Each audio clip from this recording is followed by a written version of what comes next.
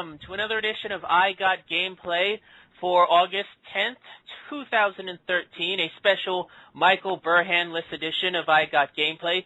Yes, our fearless leader, Sir Michael Burhan, is out for the weekend dealing with some family issues, so he's put 90s Kid in charge. That's right. 90s Kid Miguel Leon off of fanboysanonymous.com and regular contributor to Smack Talk. I screwed up the first time that I ever got to take over a show. Great. So it'll all go up here from here, man. It's got to go up here. It can't really go any further than stumbling over the intro. And I practiced this all week, too. Oh, That's man. what I get. But as you can hear, we've got other people here. We've got Drew White. Can't even pronounce last names as well. I'll get this eventually. And Travis Goss. Salutations. We were going to have Sean Walker and Nikki Mills in tonight, but they all kind of canceled it out at the last second, so it's just going to be us three talking about today's topic. But I'm hearing rumors on the grapevine that we might actually have some more people coming in later in the chat, later in the show. So we'll just kind of hold our breath and see where that goes from there. Tonight's topic is going to be video game bombs, video games that failed in the industry, not just video games, consoles, marketing ideas, just ideas that really seemed good at the time but just flamed up in a spectacular just fireball of glory. But before we get to all that, let's start off with the usual topics. Let's start off with a little bit of gaming news.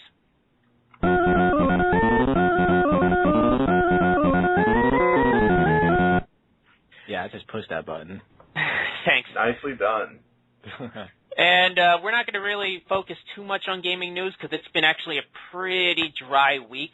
But there is one bit of gaming news that I want to touch on real quick, and that is news coming out of the closure of Atlas Software, the company behind games such as Persona and Shin Megami. No. No, dude, no. Time out. You don't need to continue. You seriously? Yeah, we talked about this a couple days ago. Atlas Software, they went out, they basically shut down. The makers of Persona, Shin Megami Tensei, they went out of business a couple weeks ago, actually. Oh. This is my fault. Persona is like my favorite gaming. This is my favorite series of all time. So I'm a little upset now. I'm sorry, guys. I didn't know that you guys didn't know. I didn't mean to spring that onto you. It's kind of like a big part of me has just died just now. I'm sorry about that. Don't worry, dude. That's probably my fault. I should have looked it up to see, but I haven't been paying attention to much gaming news as of late since school just started. So, oh well, shit happens. Well, you might actually be in luck because they just recently there was just an announcement recently, this week actually, that a certain Japanese company has put in a bid to buy the rights to Atlas and continue such franchises as the Demon Souls series, the Persona series, and maybe Catherine, because I didn't know that they actually made that game. Sega actually put in a bid for 20 billion yen. That's roughly $132 million. Oh, yeah, it's $203 million. So they might actually be picking up a lot of Atlas's, if not all of their properties, most of their properties, and bringing them under the Sega umbrella.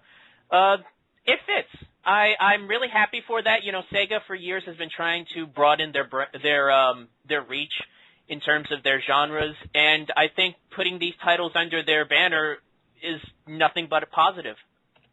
Yeah, well, I think if what you say is true and that Sega put in the bid, then at least we will continue getting all of these games that Atlas put out, which hopefully is the case because, there was rumors that Persona 5 is in the making. It was actually confirmed that it was in the makings, but they didn't really announce any release dates or anything. So, gosh, that's a little upsetting because I was really looking forward to that. So hopefully Sega just picks up the ball on that and continues with it. Well, so far I haven't heard about any other bids to pick up Atlas Software, so I'm guessing if nobody else decides to outbid them by the end of the bidding process, I'm guessing Sega might just end up with with most, if not all, of Atlas. I mean, at worst, they'll end up with most of their properties, and at best, they might just actually keep Atlas alive as a subsidiary of Sega, which, like I said, it would be nice because it would mean that they'd be able to continue with projects such as the fifth Persona. Yeah, well, let's just wait for this to play out, see what else comes up from this, and because Atlas is a very good gaming company. They've had tons of good games. Is there a reason why they went under? Did they just not have enough money coming in? I'm guessing that's probably the case. I mean, I haven't heard much about Atlas in terms of their games, and to be fair, from an American standpoint, a lot of their games were very niche. I mean, I've heard that they're great games. It's just I can tell why a certain market wouldn't latch on to a game like Persona or Catherine. It seems like really the only game that I can think of that really crossed over in terms of popularity is the Demon Souls series. That one really, for some reason, struck a chord with American gamers, I think because of the whole difficulty aspect. Yeah, exactly what you said. Yeah, and let's also not forget that Atlas also has those Trauma Center games as well. And I really hope that they release Persona 5 if this acquisition comes through. But to answer your question about what happened to Atlas, if you watched Happy Console Gamer a few weeks ago, he actually had a video about his reaction to this whole situation. And what happened is the company that actually owns Atlas was doing a lot of shady behind-the-doors financial deals and everything that cost them millions upon millions of dollars. And they basically had to they had to file bankruptcy, which kind of left Atlas out in the cold for a while. And I really hope Sega actually picks them up. Well, we'll see. It's always terrible when a company goes out of business. I mean, we've had so many great companies drop out because of, the situation with the market, with companies like Midway and THQ just kind of falling the wayside. I really do hope that this company does break on through. I hope that they really live on under the Sega banner. Yeah, I hope so too. That would, because there's so many Persona fans all over the globe that are just wanting to play this new game, and I really hope that we get this chance. Yeah, well, no, I think that with the whole how some of their games didn't really cross over into the American market, mainly is because it took a while for some of the games to get localized over here, and with the English translation and all that stuff. So I feel like that plays part of the issue. But for the most part, Atlas is one of the top ranked Japanese companies. They usually do a good job selling games in Japan. So this actually really surprised me that they're going under. Okay, that's a good point. I've always, I've looked at the Persona franchise from afar. Same thing with a lot of the Shin Megami Tensei, which I believe they also produce, right? Yes. Okay, I have seen clips of those, and they seem interesting. I thought about getting into them when they were back in the PS2 days, but I just, for whatever reason, I think during that time I just wasn't buying that many games on my own, and mostly with the money I did have, I just spent it on just sure thing type games. But I don't know. Hopefully with this new Persona game coming out for, I'm guessing, the PS3, maybe that might be something I check out. I did check out Catherine, and that definitely is a game that to me was going to have its difficulty finding an American market. It's a fun little game, but I could see why it wouldn't be a mainstream hit. Although I heard that it did pretty well. Yeah, it did. No, I played Catherine before, and for the most part, it's a weird game mainly because you're pretty much just climbing up and up and up with the blocks and stuff. So there's not much of a market for something like that, but it did. For what it did develop a small following when it comes to fans, and with the thing is, I believe that game was that the whole point of that game was to show off the new software they were using because the graphics were, for the most part, they were better than previous Atlas works when it comes to graphics. So I thought this meant that they were taking a step forward when it comes to updating the games and being on the newer platforms of games, especially with the Xbox One and the PS4 coming out later this year. Alrighty then, and as far as gaming news goes, that's pretty much all I got, but I'll throw it over to I know, I'm going to throw it over to you in a second, but I just want to say to the listeners out there, if you want to join in on the discussion or maybe add some news that we haven't talked about, you can call in at 760-512-7247 or by clicking on the Skype button above on your web browser. Travis, you said you had some news that you wanted to bring in. No, this isn't Travis. This is the head of Mega Powers Radio, Mike Paden. I just joined the line. Who's running the board right now? Let me see. Is it you or Drew? I thought Drew was supposed to be on the board tonight. Okay, yeah. Drew, are you paying attention? Because not only was I on there, but I also noticed poor Jeff Krupp was sitting on the line for almost 8 minutes. Oh. Yeah, I got distracted and I was looking at Atlas News. That's my fault. Oh, I'm sorry, guys. We're kind of new to this whole thing. I'm busting your chops. Okay, I don't want to sound like such a novice on the radio, but this is my first show I've kind of helmed. But I've been listening. You're doing good. But yeah, I'm here and Jeff's here too. So Jeff, say what's up. Hey, what's up, guys? All right.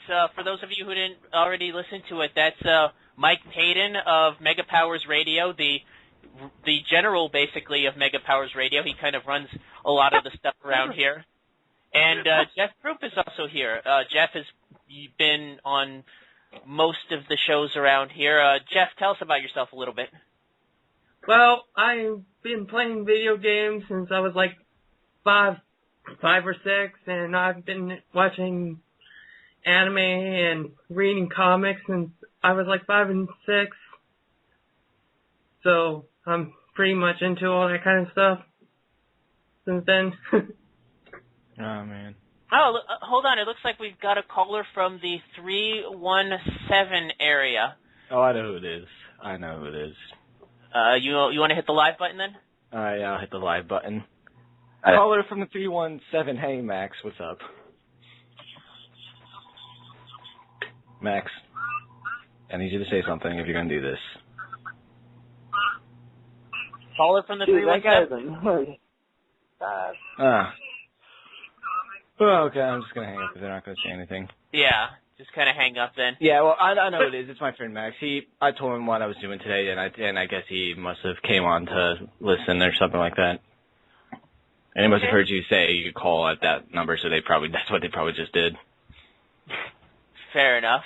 All right, so we just finished talking about the big news about Sega bidding to purchase Atlas Software, who just recently went out of business a couple weeks ago, which Drew and Travis apparently didn't know about. Jeff, did you want to chime in on that? Basically, the news is that Sega is looking to they put in a bid for about 20 billion yen, if I'm not believe. Let me check what the translation of that is.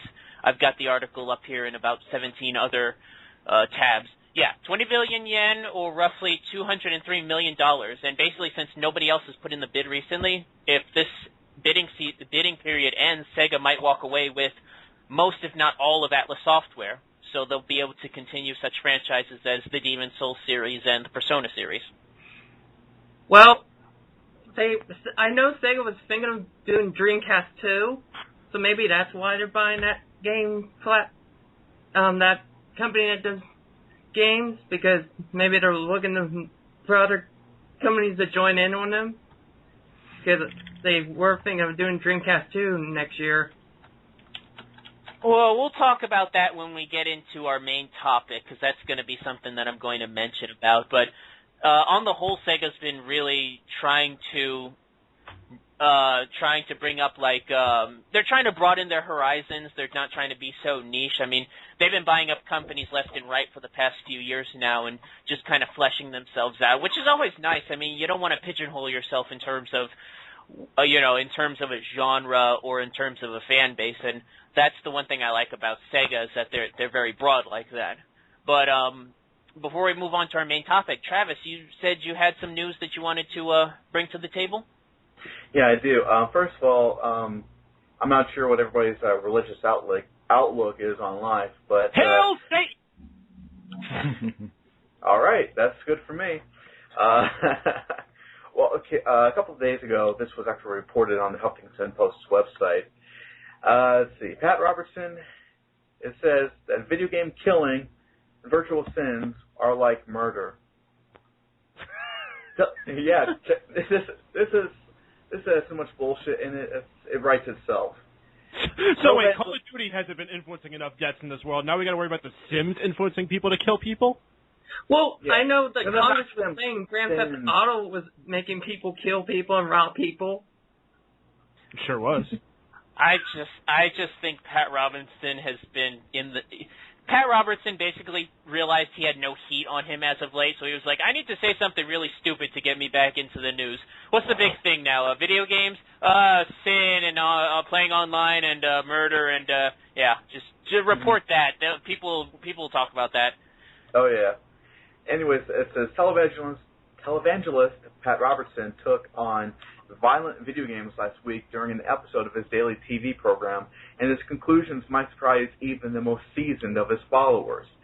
Speaking during Friday's taping of The 700 Club, Robertson made the comments while responding to a viewer's question about, quote, virtual sins.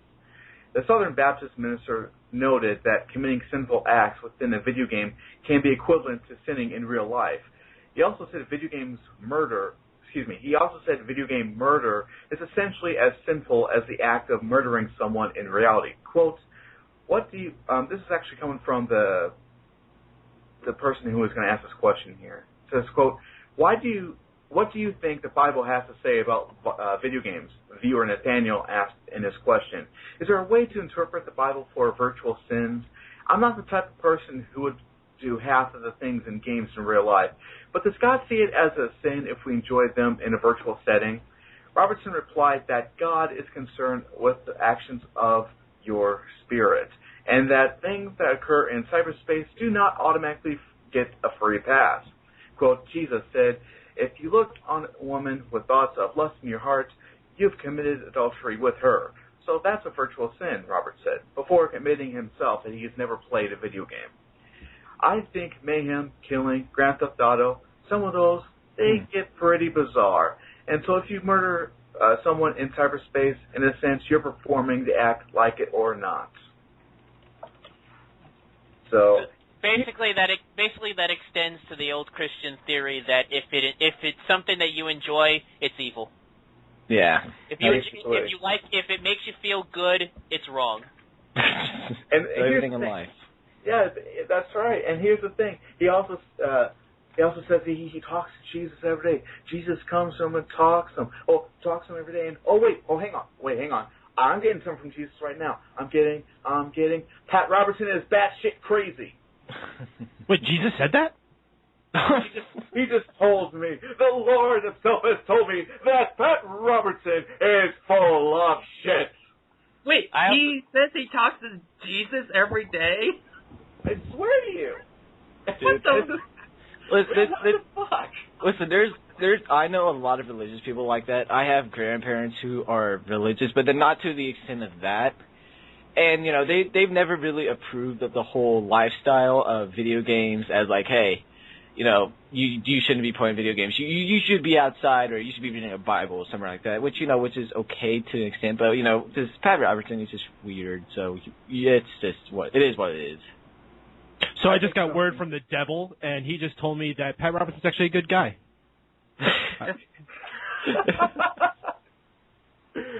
Oh, man. I mean, this is exactly why I'm an atheist. You got stupid lunatics like this trying to spew shit. This guy does not speak for Christianity. Let's be clear about that. No. I did just have a thought. How come you never hear people saying about them talking to the devil? Like, you never hear somebody saying, Satan was talking to me last night. Oh. Because people would look at them as lunatics if they do that. I mean, what if Satan just wants to say hi? What if he just wants to know how your day was? It doesn't have to be always evil, Because Satan knows how your day was. I mean, it's kind of like Jesus. Like, Jesus doesn't come down all the time and immediately just preach to you. He probably just comes down and he's like, hey, man, what's going on? How was your day? How was work? Did things get rough out? Did things get rough at the register, man? Did you keep everything? You pay off your bills today? Oh, all right, cool. What's on the TV? Sounds like let's you're talking be about honest. personal experience. Let's be honest. Who asked Jesus how his day was? The only time anyone talks to Jesus or God is when they want something. Yeah. That's the truth. That is true. I'm going to do that. I'm just going to go to a church and just kind of sit at those candles and just be like, Jesus, you know what? I don't really want anything. I just want to know how your day was. Come on, just be. Let's have a bro moment. Let's have a broman. You know what's funny though? In the Bible it says Jesus said he didn't like when people spoke for what Christianity was about and stuff. Trust me, if you really read the Bible, there's a lot of stuff we're not supposed to be doing that we do that no one really talks about. Except for gay people. That's true. When you get to that, the Bible quotes come flying out. Yeah. And we pretty much derailed from the main topic. Travis, any other news that you want to bring up before we head into our main event? Just to kill a little bit of time, because it has been a pretty dry week, but I might as well get into a little bit of some Xbox news, and it's nothing super major. Let's see, real currency Xbox gift cards to replace MS point cards. Okay, so it sounds like they're going with the Sony model. I mean, Sony's been doing the same thing since the PS3 3 was launched. I mean, you can basically just transfer your real money into the PS3 currency. Well, they don't have PS3 currency, but you can basically put it into your digital wallet and then just buy stuff from there. And Nintendo adopted the same thing when the 3DS launched. Well, actually, not directly when it launched, but when the eShop launched on the 3DS shortly after the system came out. But yeah, the new Xbox 360 firmware update will push through Microsoft's switch from MS points to local currency, the company announced earlier today. As a result, Microsoft will be phasing out its current stable of MS point gift cards in favor of Xbox. I can't even fucking talk tonight. Damn it! Of Xbox gift cards that, as you might imagine, fulfill a similar role. The switch from point cards to gift cards is set to take place sometime late this year, although whether this is indicative of when the currency conversion firmware update is slated to hit remains as to be seen. You know what? Fuck it. I'm going to stop reading. I can't fucking talk. But yeah, that's pretty cool. They're going to be phasing out this whole thing with those MS point cards in favor of currency, because to me that makes everything seem a little bit easier to manage, I think. Yeah, I was just about to say that the whole point to money ratio was kind of weird. I mean, it seems like at certain points it doesn't add up. Like when you buy like, you know, the smaller like $10 cards or the $20 cards or something, you know, the ratio doesn't kind of work. At least in this one, it's a little more manageable to kind of add up. True. Anybody else got anything they want to add to that?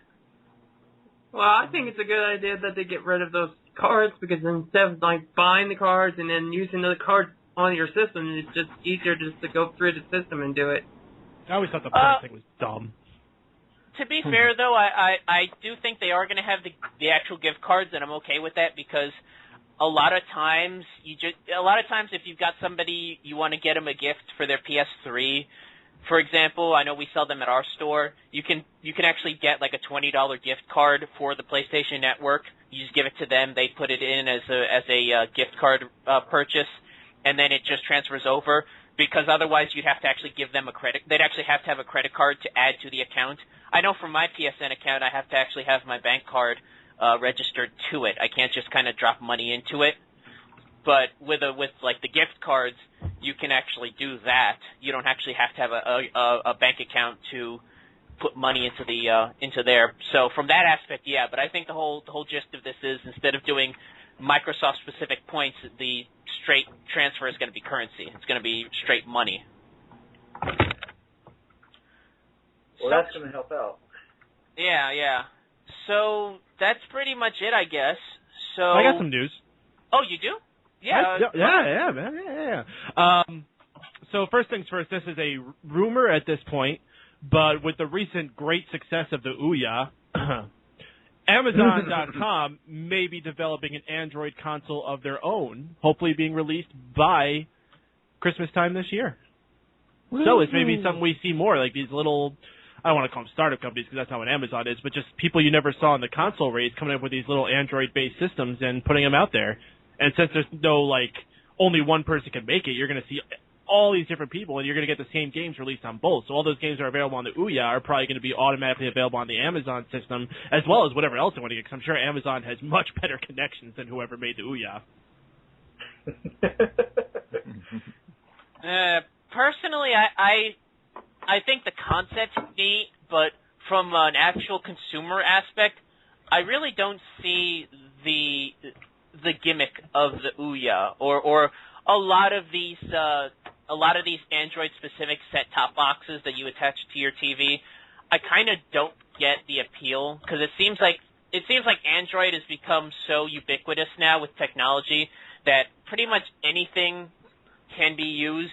Anything can be attached to your TV and used as an Android thing. Like everybody's putting out an Android box or one of those little Android sticks that has like really limited marketplace support, and it kind of reminds me of like the pre-Android phone market, where everybody's phone kind of did the same thing and there was barely any little differences between them except for the actual hardware itself. So I really don't see where the appeal is with the Ouya. I mean, it's a neat little toy, but I just don't see where the legs are in this. It's a budget system is what it is. For the family that can't afford to buy their kids a Wii U or whatever, they get them an Ouya, and it's something they can park them in front of it and keep them entertained for a couple hours and get them out of their hair.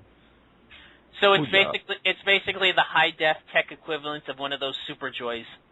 Exactly. Those little plug-and-play joysticks that you get that have, like, Pac-Man on it, it's exactly what it is. That's a very good analogy for it. Yeah, it's actually those cheap little Chinese ones that you plug in, and it has, like, all the NES games on a chip.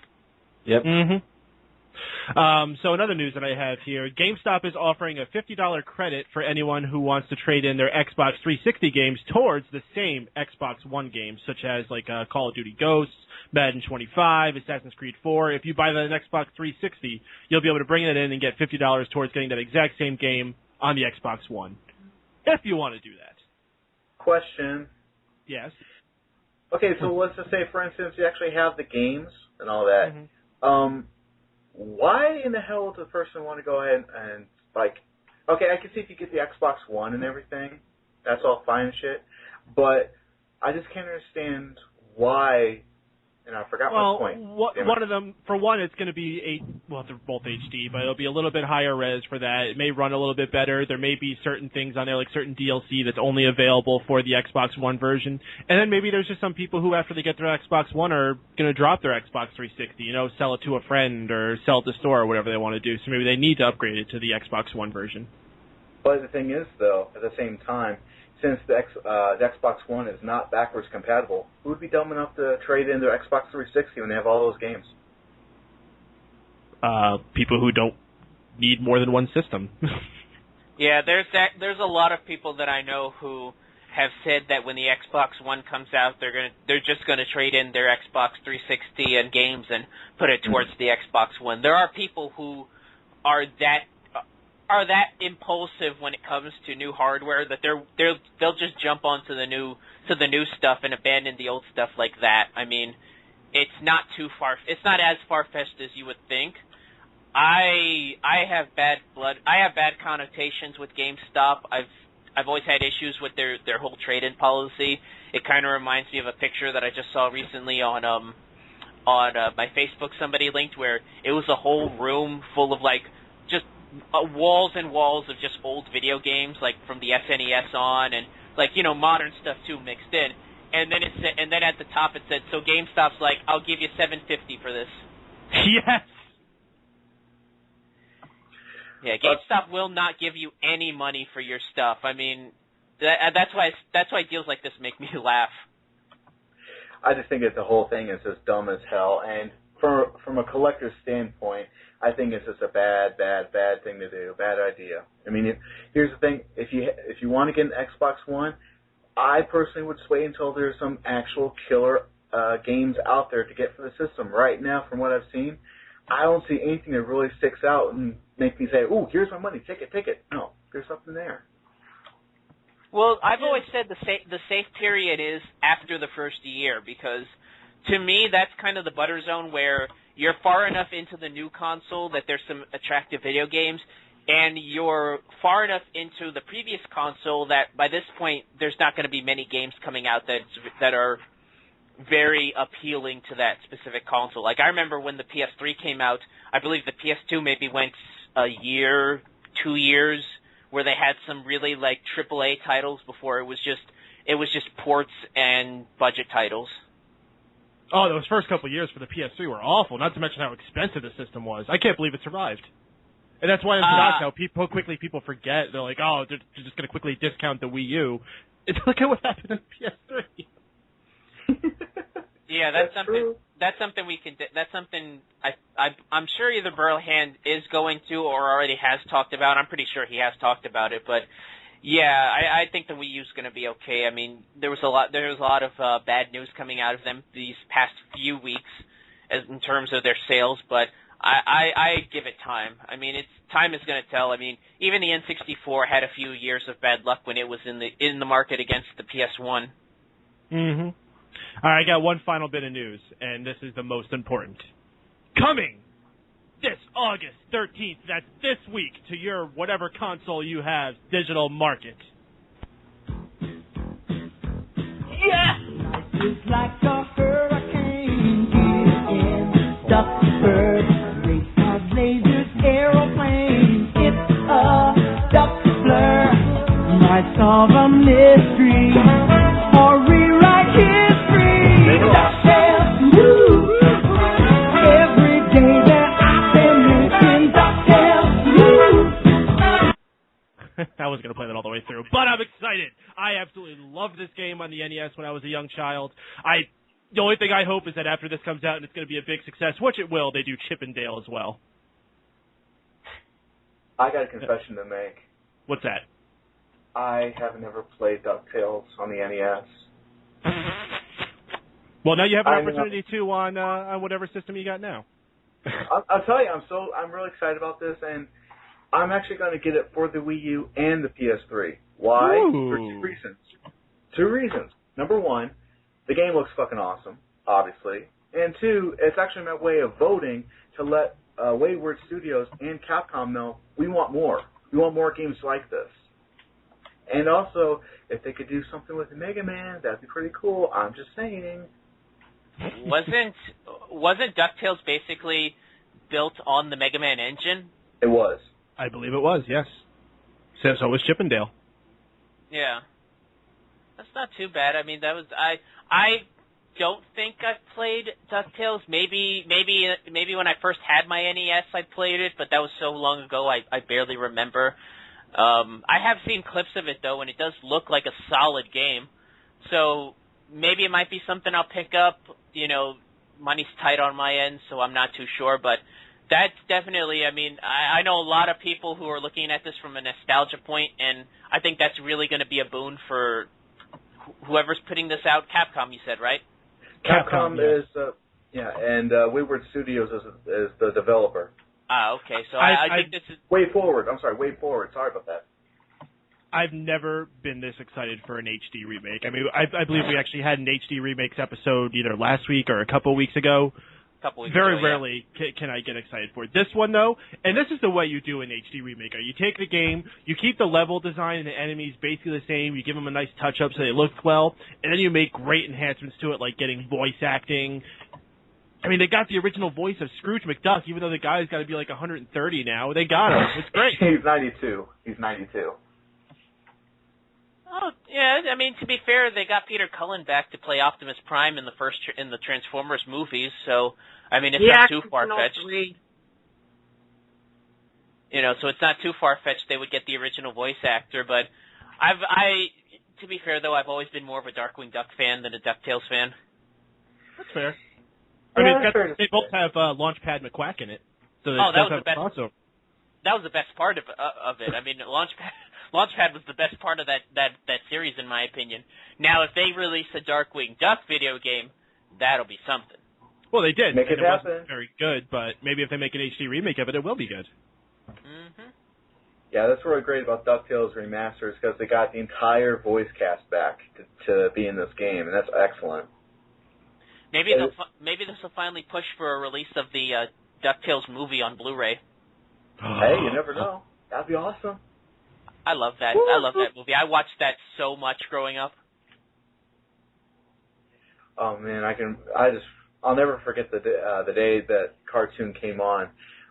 They were doing a premiere on CBS, and it was like a sneak preview type thing, and it was on a Saturday night, or it was Friday night or something. No, it was Tuesday night. Sorry about that. Brain's a little muzzled here for whatever. And they were showing the very first episode of DuckTales, and actually it wasn't the first, really, like the first half hour. They showed the whole, it was like a movie. It showed like all 4 parts in one night. It was really awesome to watch, and it still gives me chills thinking about it.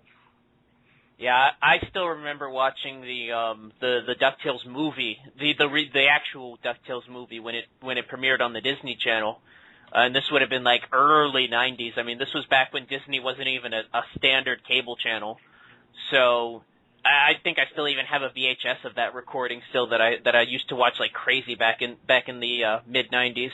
But yeah, DuckTales the game. I know a lot of people are talking about it. Like I said, that might be something I might pick up, but it's definitely going to be something big for nostalgia fans, you know. Can they make a DuckTales live action movie? Would that work? It would. Yeah, but that would just be Howard the Duck. Oh, God, you're right. Forget that. Yeah, maybe CG or maybe like a cel-shaded type thing, but no live action, please. Actually, I heard they're thinking of remaking Howard the Duck. No! Well, technically, Disney now owns Howard the Duck since it was a Lucasfilms property. So, I mean, Disney's never been one to not whore themselves out somehow. So, yeah. who knows what they're going to do with that property. Was Howard the Duck a big flop? I mean, from a financial standpoint, was it a flop? Howard the Duck? Absolutely. Critical and commercial. Oh, geez, I guess that's a segue into the main topic. Ah, thank you, sir. Yeah, since we're done with gaming news, let's go into our main topic, and that is flops and bombs in the video game industry. Our big topic is going to be on the actual games themselves, but before we get into that list, I actually want to get into some other facets of video games that have not fared well in terms of flops and bombs. Before I want to get into that, though, guys, I want to do a bit of a roundtable and ask you guys a question. When you think of the phrase video game bombs, what's the first thing that pops into your head? Let's start with Drew. Wait, by bombs you mean the first game that pops into my head, or the first thing that pops in my head? A company, a video game console. Just when you hear the term video game bomb, what pops into your head? Ooh. I have like 15 off I'm thinking of, but I'm going to just go with the most recent one, and that's just Duke Nukem Forever, because I can't really think of anything else right now besides that one. Yeah, we're definitely going to get into that because I really got something I want to say about that one, but I am going to leave that for last because there's no better game to end a podcast on video game bombs than that. So let's go to Travis. Travis, what pops into your mind when you think video game bombs? I was around when this game came out, and I have to say E.T. for the Atari 2600. That's one that we're actually going to talk about as well. That's another big one. I'm noticing a bit of a pattern here, so hopefully we can get a little bit more variety in this. Let's go with Jeff. Jeff, what do you think? The first Dreamcast. All right, Paden. Jeff, you were going to say something about that? Yeah, the first Dreamcast was a bomb. Definitely. And yeah, we're going to talk about that one as well. And Paden, what's the first thing that pops into your mind when you think video game bombs? Bomberman. Oh, Okay. I was waiting for somebody to get that. In all seriousness, though, I would say Superman 64. That's actually the game that taught me that video games could be bad. Like, up to that point, I had played bad video games, but I didn't know necessarily they were bad. I think I just thought maybe that I was bad at them, and that's why I couldn't play them properly. But then I got Superman 64, and when I was playing that, I rented it from Blockbuster back when that was still a thing, just to date myself a little bit. But I couldn't even get past the first level, and I was like, am I really this bad? And then I had my friend play it. He couldn't do anything on it. I was like, wait a minute. Maybe this game isn't on the up and up. That's actually something I want to actually bring up, something that I noticed when doing the research for my list. But before we get into that list, let's talk about different facets of video games that have the potential to bomb. And I guess Jeff kind of brought it up when he talked about the Dreamcast. Video game consoles, because the Dreamcast isn't the only console to bomb in the video game industry. And I'm not talking about consoles that maybe were released in other places and just didn't catch on. Something like the TurboGrafx 16, which was actually a big hit in Japan and didn't do too well in America. I don't really consider that technically a bomb. It's just that it wasn't made. It found success in other areas, and you can do that successfully. You can do that well. I'm talking about consoles that just failed miserably in all accounts. And I'm going to talk about two specifically. One that I think did deserve to fail, and one that I think really didn't. And the first one that I'm going to talk about that I think deserved to fail was the Atari Jaguar. Oof. To me, that console was very ill-conceived. I mean, it was marketed as the first 64-bit console. This was back in the days when people still cared about bits. That was a big thing. And, you know, we had the 16-bit Genesis that was better than the 8-bit NES. And here comes the Jaguar, 64 bits. Turns out that wasn't the case. It was actually a 32-bit console that had two 32-bit processors, one for graphics and one for sound. In fact, even its CPU, the main processor into it, was only a 16-bit processor. Do the math. Do the math. And actually, because of the fact that it had two separate processors, it actually made it next to impossible to develop for, which is why you saw a lot of in-house games being made for it, and maybe only a handful of third-party companies really supporting it. I mean, I can't think of a single name title that was on the Atari Jaguar aside from Tempest 2000, which was an in-game console. I remember Alien vs. Predator being on it. The first one. Yeah, I think that was the only other one I've heard reference that, and I believe when James Rolfe did his thing on the Jaguar, he mentioned the port of Doom, aside from the sound issues, is actually probably the cleanest port he's seen to a console. But like I said, other than that, there was no other ones. I mean, who remembers games like Way of the Warrior, which I remember was like their version of Mortal Kombat, but 10 times awful. And speaking of awful, that controller, man, I mean... You know what was a really good game that was on it? What? The video game version of the great movie White Men Can't Jump. I believe that also was on the Sega CD, because that was something else that the Atari Jaguar had, was their CD attachment, which I think had maybe a handful of other titles from like the PC era, because I believe I saw a copy of Myst was released onto there as well. So I think they had maybe one or two actual PC console ports through that. But other than that, that system was so... It just really didn't have a chance, in my opinion, especially when you consider how popular the Genesis was. You know, the Super NES was kind of biting at its ankles at the time, too. To me, it was kind of a last hurrah for you know, what was once a major console, you know, maker in the industry, and really Atari hadn't been the same since. Yeah, you're talking about the controller. I mean, I looked at that thing, and it sort of looks like it was the Atari 5200 controller on steroids, but it still did not work very well.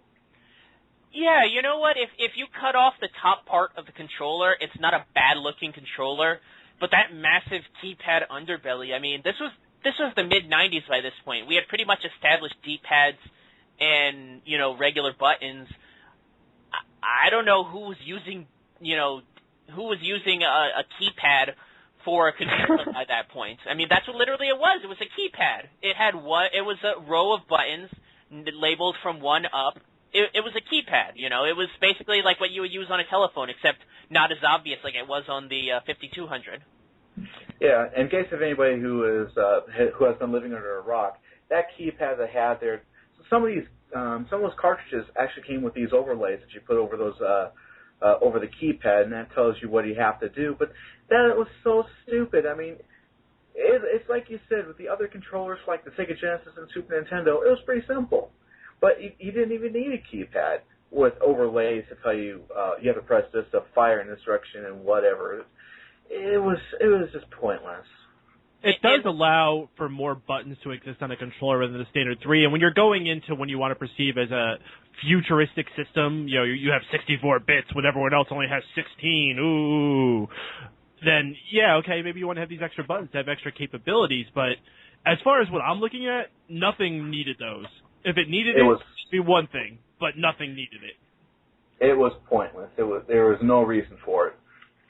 Yeah, I mean, if this were like the mid-'80s and that controller came out, then yeah, it would be state-of-the-art. But by 1993, 1994, that was just so archaic. I mean, I think pretty much the industry established that keypads on controllers really just weren't the case. I mean, Nintendo pretty much set the standard for that. Let's also not forget the CD add-on for the Jaguar. Yeah, we actually mentioned that. Yeah, okay, never mind. This was back when all the consoles were trying to experiment with CDs, but they didn't want to break away from what they had already established. So we're not going to make a CD-based console. We're going to make a CD-based attachment to it, which I never understood that whole concept. I mean, to me, it's just wasting money. I mean, Sega CD maybe had some kind of penetration, but that's another fail. The Sega CD, Oh, and this one hurts. Ugh. Yeah, I mean, I can get what they were getting at, but I don't think anybody really knew what they were doing because at that point in history, CDs were really only just used for full motion video, not very good full motion video. That's true. And maybe soundtracks. Like, I think one of the games that pops into my head when you talk about CDs and actually being improved is the first Road Rash. Compared to the console ports, if you played the CD versions of them, you actually have the full-length soundtracks, and they were actually, big-name actual like bands, like Soundgarden, for example. They actually made songs for the original Road Rash, and in that respect, yes, I can understand the need to go from cartridge to CD, but I don't think we really hit the pinnacle of that until '96 with the PlayStation. And we're actually going to talk about that later on when we get to bad company ideas.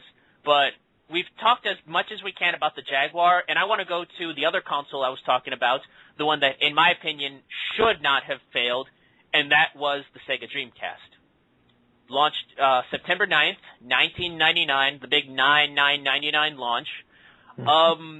Had a solid sales. I mean, it sold really well in 1999. It sold well in 2000, and by 2001, sales just stopped. I mean, they from what I've heard, rewatching the Icons episode on G4 of the Dreamcast, they were doing good for 2 years, and then right around the PS2's launch, they pretty much were done. They were stagnant, which is unfair. Personally, in my opinion, I think the biggest problem with the Dreamcast, besides the PS2, was the fact that their console very much catered to the arcade audience. You didn't really see that many single-player games or emphasis on single-player games with the Dreamcast. It was very much your fighting games, your arcade beat-em-ups, and maybe once in a while you'll have a single-player game here and there. To me, it was a very Japanese console that I think could have done better. And if you saw a lot of the games that were planned on launching after the Dreamcast died, it seemed like they were just about to make that transition. That was, yeah. Well, I think it failed due to the fact when the PS1 came out, it was basically a Dreamcast, but like half the price. When the PS1 came out or the PS2? Well, it was either the one or two. Like when I know Sony basically killed Dreamcast. Yeah, it was the PS2 that launched in 2001 that essentially killed off their momentum. And I believe what you're thinking of when the PS2 launched, it basically killed them because it was riding on the DVD success. This was right when DVDs were just about to hit, and here comes the PS2, which is this cheap DVD unit, because I think it launched for $2.99, and then at the time DVD players were still like $300 or $400. So that pretty much boosted their sales. That's true. And I was really sad about the Dreamcast because I remember when I got that as a birthday present. That was such a big deal for me, and had all these really great games. And yeah, I can remember some of the games I used to collect for that system. One of my favorites was Marvel vs. Capcom, and that played like a dream on the Dreamcast. I believe that one before the HD re-release on the digital download. I believe the Dreamcast version was the most sought-after version of that console. I think that was you still were running off like hundreds of dollars for a copy of Marvel vs. Capcom for the Dreamcast. And I really am kicking myself because so many years ago when I was first getting married to this one woman, I mean, at one point I had like 9 or 10 different systems. Even then I was collecting. And I had to sell a bunch of my stock so that way we can have a decent wedding. By the way, as a side note, she canceled on me. Anyway. Oh. Aww. So, yeah, so kiss the Dreamcast goodbye, and all the really great games I was collecting for, and Marvel vs. Capcom, I still weep to this day. Yeah, I think probably the biggest kick to me about the Dreamcast dying was if they'd have stayed up for one more year, all the games that were planned for it, because if you look at the launch of the Xbox and a lot of the stuff that came out for the PS2 that year, it's clear that a lot of those games would have ended up on the Dreamcast. I mean, you got games like Shenmue 2 and Panzer Dragoon Orta and ToeJam and Earl 3. I'm almost positive Shinobi was originally going to be a Dreamcast title before it got ported to the PS2. I mean, I've played that game. It plays like a Dreamcast game. They had Half-Life, which was about to hit, which was a big deal at the time because Half-Life was the biggest PC game at that time. Max Payne. I saw footage of Max Payne that was originally going to end up on the Dreamcast. I believe even Halo Combat Evolved before. This might have been right before it became a full-on first-person shooter. This might have been right when Halo was still an action RTS. But that was actually planned for a Dreamcast release before it got shifted over to the Xbox. I mean, so many great games that would have hit that console in 2002 if they'd have just held on one more year. It's a shame, but unlike the Jaguar, I do think the Dreamcast should have lived. I really don't think that was a mistake on Sega's part. I think it was just another competitor came in and capitalized on a new technology, and they just couldn't compete. Well, in all fairness, to this day, you still have people developing games for the Dreamcast, and like these homebrew companies making some of these really good games. So they're still making games today, just not as widespread, and like what you get with a major publisher or anything. Yeah, and in terms of that whole Dreamcast 2 rumor, which you hear that every year. I mean, that's something that's never going to die. I mean, it's going to be one of those things. I don't think it's possible at this point. I mean, when you've got a market so flooded with consoles in terms of like the Wii U and the Wii and the Xbox 360 and the Xbox One and the PS3 and 4, you've got all these Android consoles coming in, you've got digital download, you've got all this stuff nowadays for Sega to all of a sudden come out and say, we're bringing back the Dreamcast, we're going to develop all these games to them.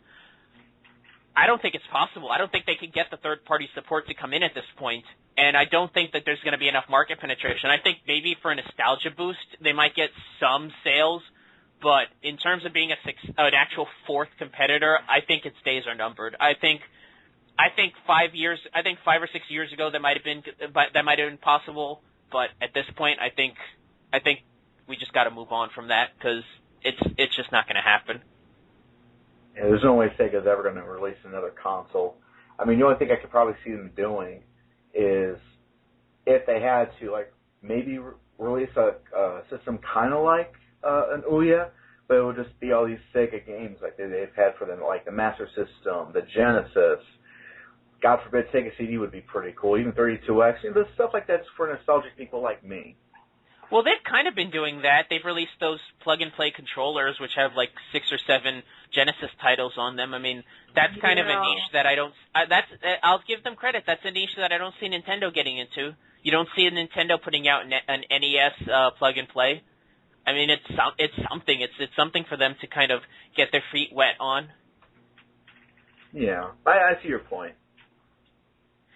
All right. But yeah, we talked about the big two consoles in terms of, you know, what we think should have failed and what actually didn't. Let me just check something real quick. Okay. But yeah, that's actually a pretty good segue into another topic, which is company bombs. Not just, well, oh, wait a minute.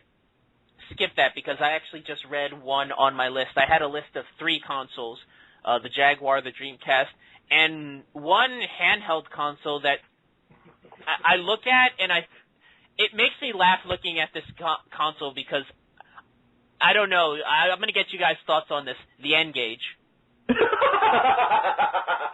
I don't know what to say about the N-Gage, but I felt as though that's, if you want to talk about bombs and a handheld that was very, very heavily publicized and very, very heavily pushed in terms of the public, only to bomb as spectacularly as it was, I mean, you got to talk about the N-Gage. I mean, I guess, let me see what I can say about it. It came out right before cell phones really became what they are today, in terms of just every cell phone being just, you know, a rectangular touchpad, you know, like basically an iPhone. This was back when every cell phone was kind of unique. You kind of had stuff like the Helios and a lot of the stuff that Nokia before that was doing with their brand of phones. And I guess somewhere in 2004 or 2005 they decided, let's get into the handheld market, because it's not like Nintendo wasn't already owning that. Not only that, you had the PSP on the horizon. But I guess they decided, yeah, we'll corner the cell phone video game market. And to be fair, they did have some pretty solid titles on their hands. They had Tony Hawk, Tomb Raider, they had Splinter Cell on there, Red Faction. I mean, I can't say that their game lineup was bad. It's just everything else about that console was terrible. As a phone, it was poorly built. I mean, do we want to mention the whole Taco Talk feature? Oh, I was gonna say it looks like a taco. Yeah, that joke's been played out through the years. So yeah. Yeah, I mean, to be fair though, they did kind of bring it back with the N-Gage QD, which was a slightly better handheld in terms of design, but by then the damage was done. There was no way Nokia was breaking in on this thing. I mean, I kind of want to find one just to say I have one, but it's just, like I said, there's not much you can say about the N-Gage. It was a poorly made idea. It was very populous. It was very much built up and then just bombed. I mean, if we're going to talk about bombs, we might as well have mentioned that. But to move on to what I actually wanted to talk about was... I got one more console, if we want to stick with consoles for one more second. Sure. You've got mail. Oh. America Online? I got to take care of this first. Hold on. No, that wasn't me. The other console I wanted to bring up here, I guess you could call it a handheld. I don't know. Let me explain what it is, and let me see if you guys know what I'm talking about. It looks like Johnny 5 from Short Circuit. You've got mail. Whoever's doing that, please turn your speakers down or stop doing it. What am I talking about? Goodbye. I think you're talking about Virtual Boy. I am talking about the Virtual Boy. I was going to mention that. I completely forgot about that. Yeah, the Virtual Boy. That did a lot more damage than people think, because it pretty much blacklisted one of the biggest developers in Nintendo's arsenal. For those of you who don't know who I'm talking about, Gunpei Yokoi, who was the designer of the Game Boy at the time, he was one of Nintendo's big developers. He had developed the Game Boy Pocket at the time, and they said, "All right, you've made these 2 big hits. We'll make your dream project. You know, this is something you've been wanting to make for a while. We're going to give you all this money. We're going to popularize it. Go." And the Virtual Boy was just, I don't know, it tried to capitalize on that whole VR boost that was going on in the mid-90s. Like, everybody was talking about virtual reality, and you had the goggles that would strap to your head, and it would make you think you're in a 3D environment. But I guess either the technology wasn't there or what, but that Virtual Boy, man, that was... I think people just didn't want something that was all in red like that. I think that was its biggest fault. If it could have just a few colors, I mean, even just 4 colors that they worked with, it may have worked. Not to mention people were having problems if they had their face on the thing for too long, that they would get headaches and their eyes would start getting strained. Probably could even cause blindness, I imagine, if you played it too much, but nobody ever did, so we don't know. That's actually one of the reasons why I never got one, because my old man was heavily into the hype. I mean, he wanted to get me a Virtual Boy when it first came out, and then he had heard all the stories about people having issues seeing red after playing it and getting headaches, and he pulled the plug on that one. But I came very close to getting a Virtual Boy myself. I'm really embarrassed that I didn't put it on there, because I believe I had talked to myself about putting it on the list, and I guess it must have slipped my mind before I had a chance to do show prep. But yeah, definitely the Virtual Boy, definitely worth talking about. I mean, that pretty much killed Yokoi's career. I mean, he was pretty much absolved from Nintendo. He moved over to Bandai and did the Wonder Swan, and unfortunately around 2000, 2001 was tragically killed in a car accident. But his legacy is going to be the Virtual Boy, whether you like it or not. I mean, yeah, he did the Game Boy, but people focus on the worst aspects of people's careers, and I mean, the Virtual Boy is a running gag. It's one of the few Nintendo bombs that people talk about. Yeah, you're talking about. Go ahead, man. I'm sorry. Go ahead. No, you got something better to say, please. All right. No, you were mentioning how the Virtual Boy would, in some cases, cause blindness. That was actually characterized in this movie that I saw. It's on the Cinema Snobs website, and it's a movie called Game Boys. He actually developed a character in that movie. His name is Virtual Boyd, and his character is he got blind. He was blinded because of excessive use of that system, and because of that, he won this major lawsuit against Nintendo. It's a really good movie. Go to cinemasnob.com and watch Game Boys. It's really good. And if you don't see the movie, check out the animated series he just started putting up. And they just wrapped up their first season. Yeah, I'm actually a big Cinema Snob fan. I haven't seen Game Boys the movie, but I've seen the animated cartoons he's put up. They're hilarious. The movie is great. Go watch that movie. All right, and then just one last thing about the Virtual Boy. It was marketed as a handheld. What about the Virtual Boy screams handheld? I mean, I think the nerd said it best. Are you really going to walk around with this thing strapped to your head, playing with the controller while you're walking? Just try to picture that in your head. Someone who's trying to, go play the Virtual Boy and have it strapped to his head, and he's like walking to McDonald's. Yeah, just watch that. Just imagine it in your head. That's that is such a mid-90s concept. Oh yeah. What, strapping stuff to your head? The whole VR thing, everything, playing a game through a VR head display with a controller, or in the more extreme cases, like a glove that had some type of accelerometers onto it. Well, yeah, I mean, if we're going to talk about failed peripherals, that's a whole another bag of worms. I mean, you're looking at stuff like that. Do you remember the Activator? No, man. Oh yeah. Well, yeah. That was back when consoles were still toying around with the whole infrared technology, because obviously you have the Power Glove with that, which was kind of playing off it, but the Activator basically was just a bunch of infrared walls that kind of popped up around you. I think that to me the one funniest moment of the Activator's history was an episode of Siskel and Ebert at the Movies, where they tried to play I think Mortal Kombat or something, or Street Fighter, one of those games, using the Activator. I swear to God, Siskel and Ebert trying to play Mortal Kombat with the Activator. Look that up. I'm going to look that up right now just for the hell of it. I feel like we had this come up on an episode of I Got Gameplay before, and we watched that video all together live and laughed about it for a good 10-15 minutes. And then someone made a picture of some guy who was using the Activator that looked like Jean-Claude Van Damme, and it was just it, rotating back and forth. For those long-time I Got Gameplay fans, you might be able to recall that. That was a while ago. That was like episode 10 or something. Yeah. That reminds me. Hold on, let me just throw out the plugs real quick. Let's see.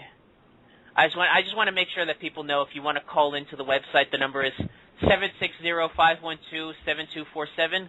If you're out there listening to the product on Mega Powers Radio, if you want to call in, just call in on that number, and we'll put you through. I've got my eyes on the board right now. So yeah, let's transfer it from the console aspect of this into just marketing not fully out of the console business, but just into marketing in general, just company ideas that just didn't pan out. And since we're still kind of talking about consoles, do you guys remember the Saturn launch? I do. The Vaguely. Sega Saturn?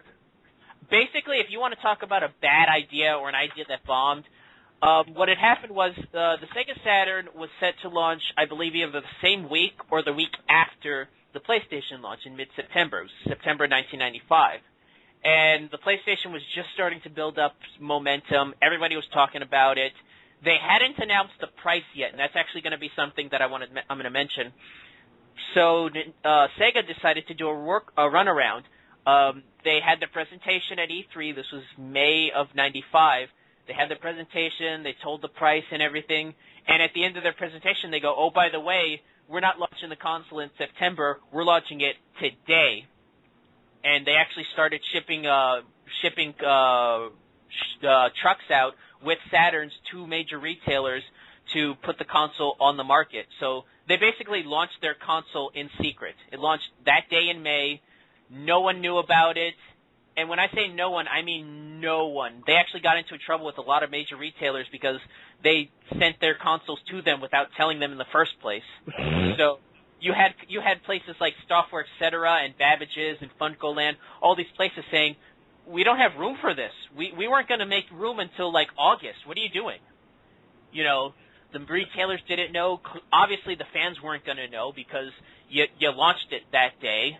Even most of the developers, because I believe the Saturn didn't launch with any third-party support. They didn't tell the developers, so they weren't going to see any new games until September when the console was supposed to launch. And even then, the 6 Sega games that did launch were so rushed that I know for a fact Virtua Fighter 2 and Daytona USA had to be relaunched with remixed versions because the versions that launched on the May launch date were so bad they were unplayable. So they basically, in order to get a runaround on Sony, did what I consider to be one of the worst launches any console could have possibly had. Well, I can't say anything personal because I wasn't born yet when the Saturn came out. I was born later that year. But from what you just described, it sounded like it's pretty Jesus interesting. Christ, dude. Really? What? Oh, my God. You just made me feel so old. Well, I know. I always make you feel old, Paden. I'm used to it at this point, so I don't care. But yeah, May of 1995. Why did you buy? Were you one of the people that bought a Saturn that day? No, but I mean, I remember it coming out, and I just remember like reading the magazine advertisements for it. I remember Daytona USA was the big one, of course. They always had big sprawls about in like the magazines, and that just freaking blew my mind. You were born after it came out? Oh my gosh. That's what you get for maybe the youngest person on the panel. Maybe they wanted to put out the Saturn because, you know, they were trying to beat out Sony, knowing that Sony might beat out their system in the long run, maybe? Here's the funny thing about it, though. Sony did their presentation, and their presentation really is the most pimp presentation I've ever heard because what they did is they played a clip of all the games that were going to launch on the console. And keep in mind, the Saturn was launching that day for $399, a $400 console. Sony shows their video, has one of their representatives walk up on stage and just go $299 and walk off, and everybody went insane. The whole crowd was just like, yeah! That's it. That's all they did. That is the most pimp presentation I've ever heard. I hope he dropped the mic when you did it too.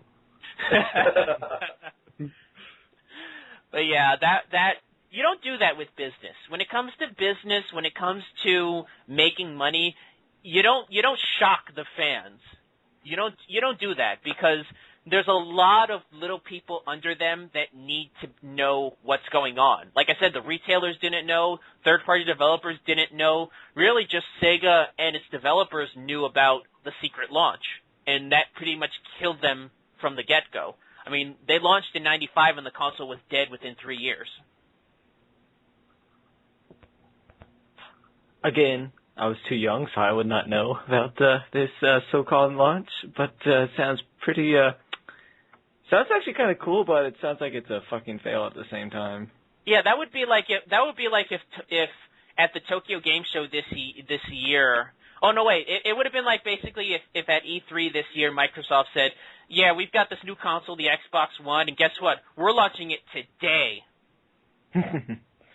Oh man, it sounds like something like, "Oh, really? I could have it today? Nice!" But at the same time, it's just like, Well, that's what happened. No one bought it when it first launched because nobody had the money for it. I mean, if I'm gonna buy a console and you tell me it's gonna come out in September, I'm gonna be like, well, I guess in August I could start really saving up some money and stuff. And then you release it in May, I'm gonna be upset because I'm gonna lose out on that initial launch. yeah. I just think that Sega was just, when they heard that Sony was coming out with their own console, they just panicked. That's all it was. That or they were just high out of their minds when they were doing this. Well, I think they're just trying to do something different. I mean, it's kind of like, holy crap, they did what? That's insane. Like, I think that's all they're doing. Yeah, see, the way you guys describe it, and, I've heard about the way they've done it, because I really didn't, look into it that much. It sounds like it's like, holy shit, if someone did this today, it'd be fucking insane. And I feel like at the time, I don't know, like, Paden, you know about it, so was it, like, insane when they did this, when... No. They announced it? Oh, it wasn't insane at all? Okay, so never mind. No, Just no one gave it. No one gave it. Yeah, and speaking of advertising and companies that are notorious for bad advertising, going from Sega to this company, in doing research, I never realized how many bad ideas came out of Acclaim in terms of marketing. I mean, they're pretty notorious for having some really, really dumb ideas. Like, for example, the promotion they did for Turok Evolution, where they basically offered for, I think, $5,000. Well, they basically no, it was $10,000. They basically would give you $10,000 for you to legally change your baby's name to Turok for 1 year. What? Yes, if you legally change your baby's name when it's born to Turok for 1 year, Acclaim would pay you $10,000. Okay, that'd be worth it. I would totally do it. You'd name your baby Turok for 1 year. Yeah, you get $10,000 bucks. It's not like you're cutting something off for $10,000 bucks. You're just naming a kid that. Yeah, the kid's not even gonna know what you're calling it for the first year. First off, and you know what? I would leave the name Turok. Turok's a badass name. Yeah, that kid would fucking kick all the other kids' asses at school. Yeah, so I think in the end it's actually a good idea. I think the only name better than Turok would be Duke.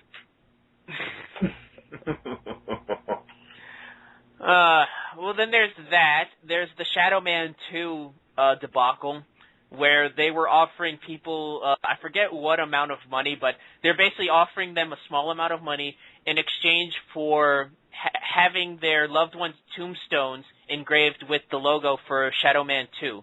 Basically, they were offering people to use their tombstones as product placement. Okay, that is really stupid. Yeah, that's in pretty bad taste. That seems to cross the line when it comes to advertising. Yeah, when I die, I don't want the Pepsi logo engraved onto my tombstone. Unless you want it there, of course. Unless you're CM Punk. Yeah. Yeah, I threw you that easy one. Probably though the most notorious, well, not notorious, but really the dumbest and most dangerous one was for Burnout 2: Point of Impact. Basically, they had a contest where if you sent in your if you sent in your speeding ticket, if it was one of those speeding ticket ones where it got you caught on a speeding camera, Acclaim was going to pay off your bill. What? Yeah, at the time when Burnout 2, they had a contest and they said, if you're caught by a speed camera and you have proof of this, you can mail us your speeding ticket and we'll pay it off. To me, that's just dangerous. That's extremely dangerous. Yeah, that's. I think the feds actually stopped that. I think they started to do it, and then the FBI basically said, no, you're endangering people's lives by telling them you'll foot the bill for them if they're caught speeding. Yeah, we can't do that. Here's a great idea. When the next Postal game comes out, whoever gets raped, why don't you send us in samples of the semen that you get out of you, and we'll pay you some money too. Oh my God. Yeah, Wow. that one is probably one of the more I could see what they were going for, but you really didn't think that one through, did you, mates? And on this note, I have nothing for that. It just seems like they weren't thinking when they were doing those promotions. yeah, that is one big pile of shit. So what if they random stuff? They'll agree to it. Yeah, you know what's funny, not to go off topic, but the article that I was reading for this, apparently the website that I read this on also does wrestling commentary, because at the same time they were doing this, they were bashing TNA in the process. Like, they were like, this idea is stupider than anything TNA creative would have come up with. And I think they said it's great to see that the guys that come up with this with these ideas are finally have a job working for Total Nonstop Action. I'm guessing these guys are not big TNA fans either, as they were taking their shots as well. Who actually is a TNA fan? That's a real question. I am. Oh, well, Professor Jeff. Well, I was a TNA fan before the Aces and Eights stuff. Oh, so you were a fan of them when they were doing Claire Lynch? No, even before that, too. He's I was a fan when Samoa Joe was relevant, when AJ Styles wasn't. Oh, do you mean when ripped Black off. Kane was fighting Kaz in a rat in a cage in a mailbox on a pole match? Is that when you were a fan of TNA? I was a fan of AJ in like 2002 AJ. When he was basically like an awesome wrestler. You were a hipster TNA fan. You were a fan of theirs before they were cool. You were a fan of theirs before being a fan of theirs was cool. Yeah. Oh, hey. Someone in the chat is saying fake wrestling hasn't been watchable since 1999. So I guess real wrestling is watchable? You would rather watch real wrestling? I would never watch real wrestling. Why not? It's the outcomes are real. You know, it's people actually die in the process, and yeah, you can actually injure someone. I don't see what's wrong with it. No, I need some storylines. I need some love. Yeah, exactly. I need some I need the boss coming in and threatening to fire people. I need some of that in my wrestling. I need a the theme Kiss music. My Ass Club. Yeah. It's still real to me, damn it! Best in the world.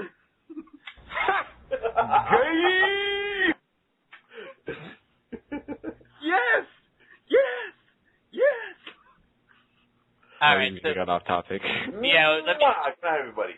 Let's get us back on topic by actually going to the main event of this whole article. I've got a pretty substantial list of games over the past few years that have come under fire as being very overhyped, pretty much being hyped up like crazy and then just crashing and burning. And there's actually something I want to bring up, and it's that in doing my research, aside from the two big ones that I need to mention from the 1980s, you don't really see a lot of flops until 1999 or 2000. Why do you guys think of that? Why do you think really you didn't see an example of a big game flopping until right around the time of like the Dreamcast or the N64 or even more specifically like the PS2 era? Well, that's a very easy question to answer, actually, because there wasn't really any big hyped games. The video game market was still a growing thing that people were unsure about. There were a lot of games that just plain out failed. Just it's never talked about, and no one cared about it. E.T. is showcased so much because of what it was and how it came to be, because it was this thing that was attached to this really well-known movie, and there was all this money put in behind to rush it, just because the story has that interesting connotation to it. But if you go through and you look through the Atari and the television libraries, there's a lot of bombs and a lot of stinkers. And actually, that's what contributed to the video game crash of 1983, is because the market was just saturated, not with just video games in general, but with really crappy games.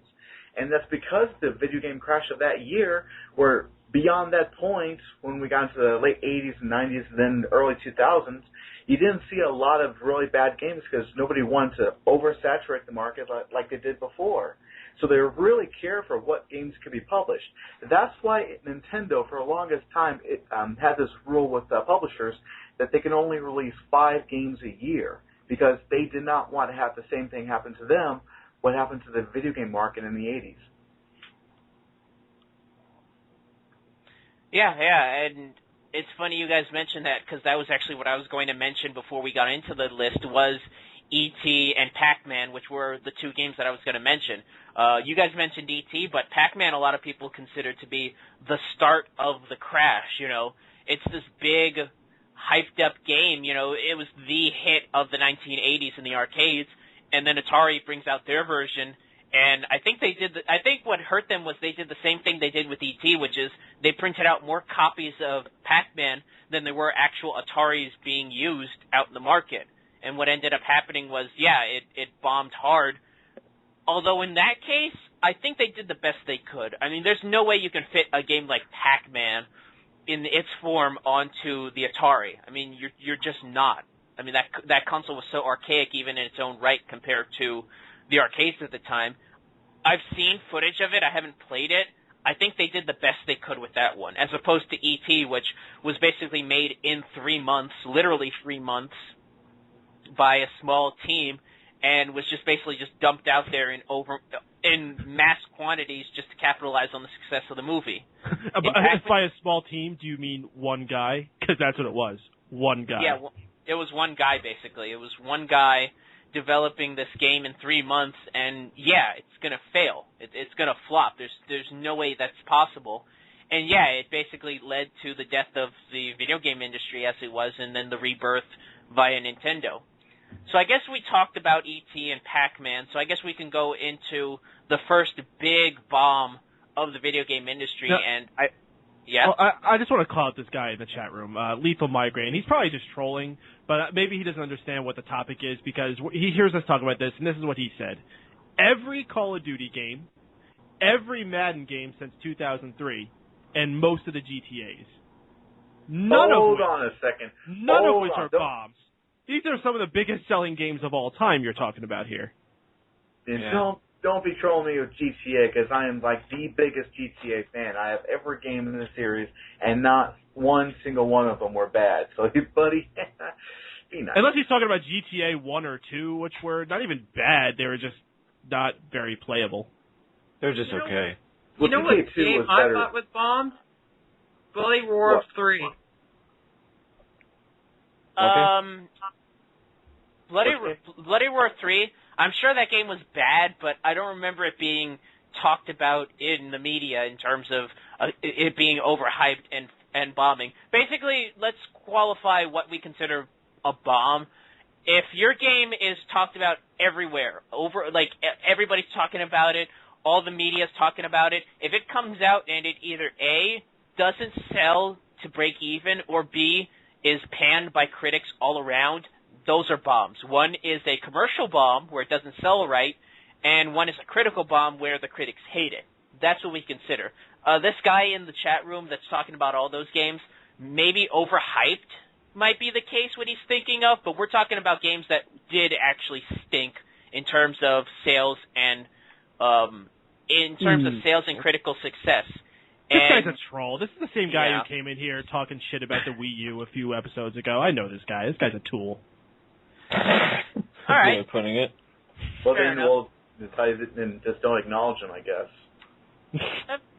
Fair enough. I mean, if he wants to talk about his point and in a logical sense, 760-512-7247. You got 35 minutes left, pal. So I think we need to burn through this list as quick as we can, and we're going to start with one that actually was mentioned by you guys. The first big bomb that I found online, 1999 Superman 64. A game that was pretty much, this was the big game people were talking about. This was capitalizing on the success of Superman, the animated series. This was a big event game. I remember this game selling in stores for like $70 when it first launched. And keep in mind, $50 for an N64 game was asking for a lot at the time, $70. And it's clear Titus Software had no idea how to use the N64. I mean, by 1999, most N64 games had a standard they were working with. I mean, you see all the stuff wrong with this game, from the character models to the cityscapes to the fog to overall just the gameplay. I mean, we've made jokes about flying through rings and whatnot, but I've played the game. That's all you do, aside from like little things here and there that really add nothing to the overall story. I don't even know if there is a story. I've never gotten far enough. The main story is just that you're just flying through rings and trying to save Metropolis by flying through more and more rings. That's about it. I had the game, so, and to tell you the truth, I never got very far because I got too frustrated and put the damn thing down. Yeah, I mean, this is the game that people talk about. I mean, this is pretty much the water world of video games at its time. Let's see, what's the next one? This one. I take back what I said about the Waterworld comment. This game is the Waterworld of it. This game that I'm about to mention is the Waterworld I know what it is. Of its day. This game, at its time, cost $70 million to make. Woo. In year 2000 money. I mean, that probably adds up to about $100 million today via inflation.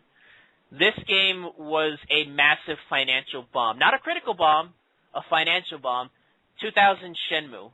A game that originally started on the Saturn. It was originally going to be made for there. It was going to be released right around when the Saturn died, which is why it was transferred over to the Dreamcast. And I think that's where most of the budget went, because they had to completely remake the game for the new hardware. I've played this game. It's really good. I mean, it deserves all the credit it gets. And it's one of those games that it was well received, and it sold well. For a game at that point, it broke the $1 million mark in terms of copies sold. It just cost so much, there was no way they were going to break even on this game. It was going to fail no matter what. You know, it's kind of like John Carter of Mars, the Disney movie that came out. Yeah, sold like $200 million, but you made it for $350 million. You're not going to make that back no matter what you do. So yeah, 2000 Shenmue. Anything you guys want to say about it? That is Never a really played good game. It's, you know what, I can understand why maybe it didn't catch on as the mega hit. It's very much a story-driven game. It's open world before GTA did open world. It's, like I said, it's very story-paced. It deals with a lot of investigative detective work. You're basically going around asking people questions, but you can also play little mini games and interact with other things in the world. There's fighting elements. There's quick time events before God of War started doing quick time events. It actually is a very progressive game. It did a lot of stuff that we take for granted nowadays, but like I said, I think it was just ahead of its time, and it was way too expensive. So we move on from Shenmue over to 2000's Daikatana. This was a game that was in development for a couple years beforehand. It was supposed to be the brainchild of John Romero, who was the lead developer for Doom, the original Doom. He was one of the lead developers for id, and he had just joined Ion Storm, which was this big company set up by him and several other big-name members of the video game industry. And they ended up making a few other games, but this was supposed to be their big game to be released. And I've never played it, but from what I've heard, it's very much a rushed project. I mean, they wasted their time with this. I mean, the whole story of Ion Storm is interesting in that they got all this money from investors and wasted it. I mean, they're famous for basically wasting millions of dollars on their studio, which had like, you know, glass walls and slides and indoor pools, and it was basically a giant like super mansion. And they ended up having to pay for it later down the line. But this one was their big game to start off with, and it was just a mess. I've never played it, so I'm going to defer to you guys. Never played it either, so I'm going to defer to you guys. Never played it. What are you talking about? Else. Daikatana. That is one big pile of shit. I've seen videos of it, and I'm glad I missed out on it. There was an N64 release of it, but it was mostly a PC game. So, if no one else has anything to say about this, we'll go to a game I'm glad failed. I really am glad this game failed because I think the franchise was pretty much on its deathbed by this time. 2003's Tomb Raider Angel of Darkness. Oh, Christ. I fucking hate that game. This game, okay, by that point, the Tomb Raider franchise had already had 6 games out by then. I think Angel of Darkness was its 6th game, and they put a lot of hype into this. Supposedly it was going to have stealth elements and hand-to-hand combat, and it was going to have RPG elements and diverging story paths, and it was still built on the old core engine, and that was its biggest downfall because that game is a mess to play. If it's anything like the other Tomb Raider titles, that game deserved to fail, in my opinion. I've only played bits and pieces of it, but I've seen enough footage of it to know how bad it is. I'm guessing whichever one of you guys said that could probably say more about it than I can, so I'm going to defer to you. Yeah, I actually played that game, and not only just for my own curiosity, but for a review I was doing when I was in college. I was working for the college paper, and they needed some sort of filler, and I had this review for Angel of Darkness, and it was, oh my God, it was so convoluted, and the controls were a mess, and the graphics, all the graphics. I'll tell you this much: if anybody still has a copy of this game, first of all, may God have mercy on your soul if you're religious. And second, there's this little thing that you can do in this game. The camera in this game is so horrible. If you position Laura and the camera just right, you can look inside Laura's head.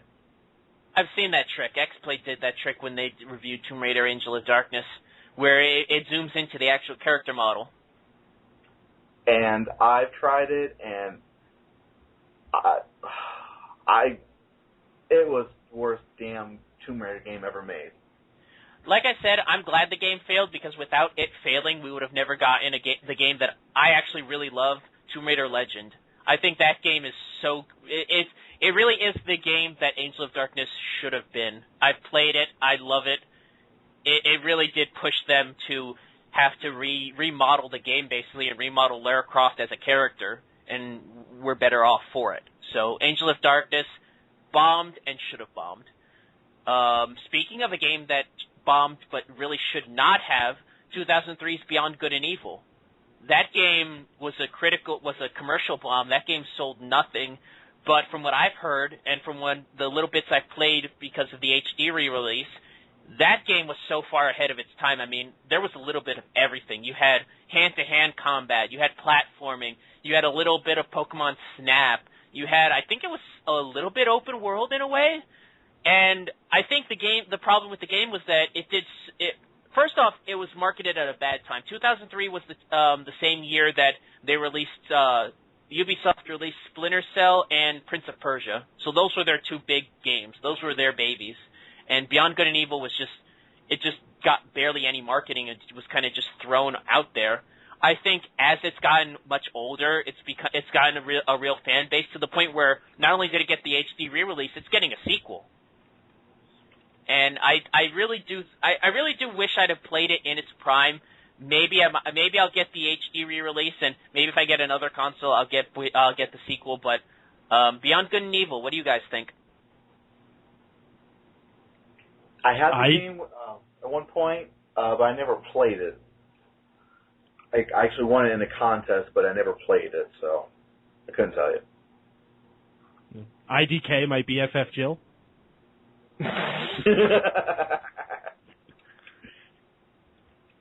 All right, I guess if no one else has anything to say about Beyond Good and Evil, we'll go to a game that I remember this game being well received when it started, but this is a game that got bad very slowly, just like the property it's based on. 2003's Enter the Matrix. This game was hyped just as much as Matrix Reloaded, which it was released with, and I actually bought this game right when it launched. I bought it right when the movie launched. And at first, I didn't notice how bad it was. It's not until you go deeper and deeper into the game that you realize just how glitchy it is, just how really unpolished the game feels. I mean, it just doesn't feel right. And it's obvious that this game was rushed to coincide with the movie release. Personally, I think if they'd have gotten another 6 months or even a year to really cook this thing, it would have been a much more solid game. But You can tell this game was just rushed to like crazy, and I haven't played it since I had it when it first launched. Anything you guys want to add to this?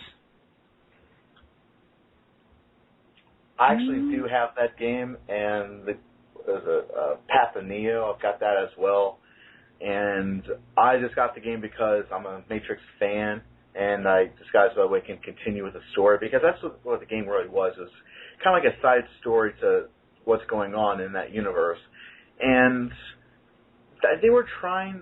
They were trying to be like what Max Payne was, because they had that old time element and had this engrossing story and everything. It was okay, but I can't say it was moving, if that says anything. Well, I'll say this about it. It had great production value. I mean, the fact that they actually used footage from the game. And I will say this, it does have a bit of importance, because there are elements from Enter the Matrix that expand on elements from The Matrix Reloaded. Like, there's more scenes with the train operator, which we don't see until Part 3. There's more scenes with, I think it's Monica Bellucci's character, Persephone. She plays more of a role in Enter the Matrix than she did in Matrix Reloaded. And even one of the big things is they explain why the Oracle looks different in Part 3, because they actually filmed footage with the new Oracle after the original actress died, and they explain why her form is different, which they really didn't do too much in Matrix 3. So there are elements to Enter the Matrix that are very commendable, and like I said, it has a great production value, but Path of Neo proved that if they had more time to flesh things out, they could have had a really special game, because I have played Path of Neo as well more recently, and it comes very close to the Matrix game we all wanted. I mean, it very much does everything that the Matrix did in video game form very well. So for me, Enter the Matrix was a bomb because of bad timing. And we move on from 2003 to 2004 with 2004's Driver 3. A game that I think Driver 3's biggest problem, it tried to go against the big guy. I mean, at the time you had games like True Crime Streets of LA, which just kind of did its thing, but it was never really positioned as a GTA killer. Driver 3 outright said, we're going after GTA. We're going to be the better game. This is going to be the GTA killer. We're bringing in better production values. We're bringing in top stars. We're using a license everybody recognizes. We're going to be the game that kills Grand Theft Auto. And it clearly wasn't. It was a buggy mess. I've seen bits and pieces. I've seen gameplay. I've heard everything it does. It doesn't do well. I'll give them credit for the production value, like I did with Enter the Matrix. But Driver 3, what are you guys' thoughts? I think that they were just trying too hard to kill Grand Theft Auto. I mean, you can't really kill that game. Well, keep in mind this was 2004. This was right before the launch of San Andreas, so this would have been right after Vice City. And Vice City at that point was still the most popular. I think it's still the best-selling GTA game in the series. I think it is too. I'll check on that. But Jeff, go ahead. I was just saying, it probably, they were just trying too hard. I mean, they were probably going to see if they could do better, but I don't think Grand Theft Auto pretty much topped every kind of game in that genre. Fair enough. Anybody else got anything they want to add before I move on? I've only played this game once, and that was at a friend's house, and from the 5 minutes, actually it's like the 30 minutes I played of it, I really, really did not like it. I will say that much. I don't remember much of it, but I do remember not liking it. All right, we're moving on from 2005. We got 20 minutes left, so I think we're going to have to breeze through this fast. We got a game I have for the PC. I haven't downloaded it yet, but I want to play it. I've not played Psychonauts. I've heard nothing but good things about it. But this game made no money. I mean, when you talk about bombs from a commercial standpoint, this is a game that sticks out. No one bought this game. And it's not as though it wasn't heavily marketed, because I remember the commercials for it, but no one cared about it. have any of you guys heard of this game or played it? I've heard of it. I just never played it, mainly because I didn't care enough for it. I haven't played it personally, but I have talked to people who are extremely passionate about it. Like, they think it's one of the greatest games of all time, and it's an absolute travesty that it was overlooked the way that it was. And I'm pretty sure the game recently got a re-release on virtual consoles, and I think it's actually doing very well. Yeah, I think this is one of those games like Beyond Good and Evil that's got its fan base, and I think it's going to have enough of a fan base that it's going to surprise a lot of people, especially if they can convince Tim Schafer to do that. And this won't be the last time Tim Schafer pops up. We're going to get to him much later because he has a tendency to have games come out that are hyped up and then just bomb critically. And speaking of critical bombs, I wish Nikki was here because she talked about this game at length when we did the Capcom retrospective. 2006's Okami, a game that I still think still holds the record for weakest console sales of 2010. I think when Guinness did their Guinness Book of World Records 2010 edition for video games, Okami was listed as the worst selling game of that year. I believe it. I've heard nothing but good things about it, but to me, this game didn't have a chance on American shores. I mean, you consider what the gaming industry was like in 2006, the very modern warfare, Gears of War, just gunmetal gray war games, shoot-'em-ups type deal, and here you have this brightly colored, cel-shaded video game about a dog with a paintbrush. To me, this game was not going to penetrate the market, but I've heard nothing but good things about it. They've re-released it on the 3DS and the PS3, at least. I think they're going to release them on those soon enough. Maybe if enough people say good things about it, it can end up like a Beyond Good and Evil or Psychonauts where it gets its fan base and gets a sequel. But 2006 Okami, what do you guys think? That game kicks ass, and I can speak from personal experience on this one. The gameplay of itself, like the way you move around and you attack and all that, the game plays exactly, and I mean exactly, like Zelda Twilight Princess. Pretty much all the controls are exactly the same, except that there's these points where you go into like a freeze frame where you stop time, and then you're able to draw things on the screen. I don't know why you would say this isn't something that could catch on. Like, if Zelda could easily catch on, why couldn't this? And it's sort of like Zelda and Scribblenauts meets each other. It's kind of cool. I think at the time, though, like I said, where the gaming industry was, I think it was bad timing. I think today, with the success of the Wii, a game like this could. In fact, they ported it to the Wii for that, and I believe it did sell pretty solidly in that regard. But at the time, though, it doesn't surprise me that it didn't penetrate the market. And like I said, I think it's going to find its audience soon enough. It's just going to take some time. And speaking of audience, we're going to move on from 2006's Okami to another 2006 game that pretty much crashed and burned on impact, the Sonic the Hedgehog remake. This game was so hyped up. This was going to be the big apology for all those other Sonic 4? games. Is that what you're talking about? 4? You're talking about 4? No.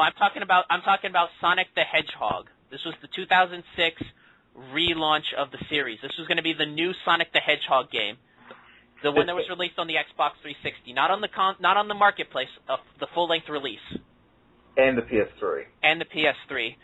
Like I said, this game was billed as the apology for the Sonic the Hedgehog games of the past, and it's the worst offender. I mean, it takes all the worst aspects of Sonic Adventures and just amps it up to 11, and that's not even counting the weird bestiality overtones.